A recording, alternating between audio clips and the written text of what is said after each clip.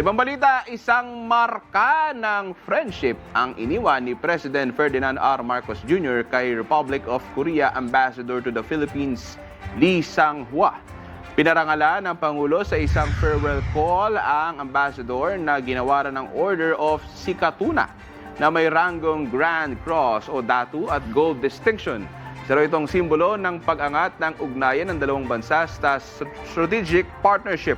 Samantala, winelcome din ng Pangulo si former UK Prime Minister Tony Blair sa Malacanang. Kinilala ni Pangulong Marcos ang malaki at patuloy na kontribusyon ni dating Prime Minister Blair sa global issues gaya ng governance at public policy. Sa tulong yan ng kanyang non-profit organization na Tony Blair Institute for Global Change.